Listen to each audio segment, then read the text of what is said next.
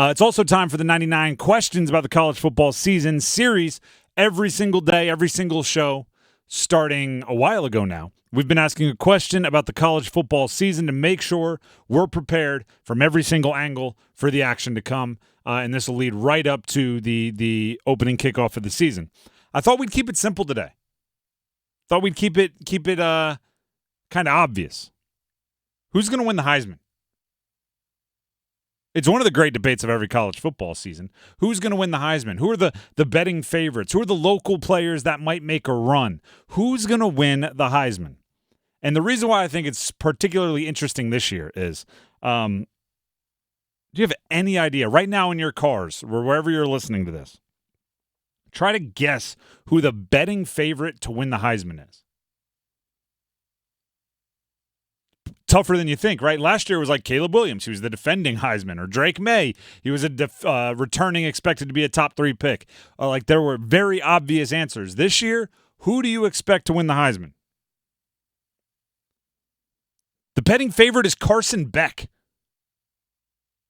Second betting favorite is Quinn Ewers. Dylan Gabriel. Nico Ayamaliava. Will Howard, Jalen Milroe. Jalen Milroe was benched last year at one point in time before being efficient down the stretch for Alabama. Quinn Ewers hurt and up and down. Carson Beck benefited from an unbelievable supporting cast at Georgia. Those are the betting favorites. That is not a strong class of obvious favorites, which means realistically this could be a year for kind of the Joe Burrow, Jaden Daniels style come-from-nowhere Heisman Trophy campaign that ends up winning the whole thing. Nobody is starting with that wide gap between them and everybody else. And also, no one is starting with expectations that make it impossible for them to achieve. There were certain years where, for Tua Tagovailoa to win the Heisman, he would have had to throw for 900,000 yards because everyone was just expecting him to lead the country in passing efficiency. He was going to do something above that. There's nobody with those kind of expectations this year. Realistically, this is a year for a come-from-nowhere Heisman campaign, which, if you are banking on somebody from the Triangle to win it, is good news. Because nobody from the Triangle is near the tops of any betting list. No one from the Triangle is even on the dark horse list. So I'll give you in a second, I will give you my pick nationally. As it stands right now for a come from nowhere Heisman campaign. But from the Triangle, I think there's 2 obvious and then 1 come from nowhere. The obvious would be Omarion Hampton and Grayson McCall. Okay. Omarion Hampton has a chance as an All-American running back to be one of those rare running backs that win the Heisman. It used to be much more common. But if you do put together something like a 1,800, 20-some-odd touchdown campaign and UNC surprises people and is better than you thought, I think that could be a way that a running back ends up making that move. Grayson McCall, quarterback NC State, I think he might benefit. And actually, whoever kind of ends up in the college football playoff might benefit from being the best player on one of the college football playoff teams for the last decade has made you a pretty likely Heisman candidate. If you are the biggest stat compiler on one of the college football playoff teams, there's a good chance somebody's gonna put together a Heisman campaign for you. Yeah, that's one of the reasons why Carson Beck's the favorite, because Georgia's favored to win the national championship for the 3rd time in 4 years. And it's I guess the quarterback of Georgia. I guess someone's got to get them there. If NC State is able to work their way, sneak their way, whatever you want to call it, into the college football playoff, I think their position groups are diversified enough that it's going to be like that. It's just going to go, I guess the quarterback. Right, because Casey Concepcion might have a huge year, but Noah Rogers might have a huge year too. Which one are you going to pick? I guess the guy getting him the ball.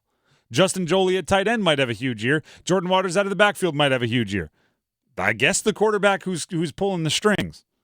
But that is contingent upon NC State making the college football playoff.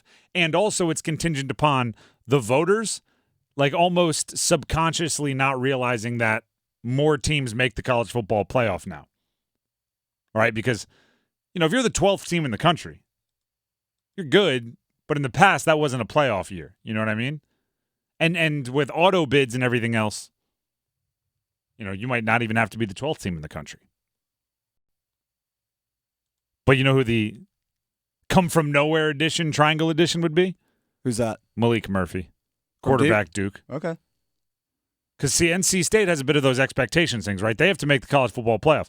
If Duke wins 9 or 10 games, even if they don't make the college football playoff, they'll be once again one of the darlings of the. Remember last year? All of a sudden they were on like prime time every week. And had college game day come. It's going, what? Where did this come? Like, Duke could do that again because their coach left, their quarterback left, all the expectations fell back to the floor. If Malik Murphy does something crazy, that would be the local version of a come from nowhere campaign. Nationally, though, if you're going to make me choose, I like the idea of Miller Moss. Miller Moss is the quarterback at USC. USC has a massive recruit coming in the 2025 campaign. Miller Moss might be like the bridge starter between Caleb Williams and the 2025 recruiting class, but that might be all he needs. I could see him, he's the quarterback at USC, being a little Mack Jones-ish, where the guy before you was so prolific that when you step in, everyone thinks you're just going to be a game manager, and then you put up crazy stats. People probably already have forgotten. Miller Moss had a bananas bowl game when Caleb Williams elected not to play because he's going to go pro and be the number 1 pick.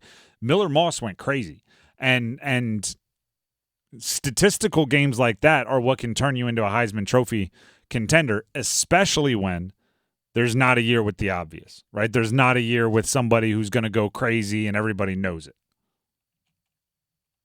Are there some running backs out there? Ollie Gordon, the running back from Boise State? Sure. Are there some wide receivers? We didn't even mention Marvin Harrison Jr. last year would have been a guy that coming into the year had hype.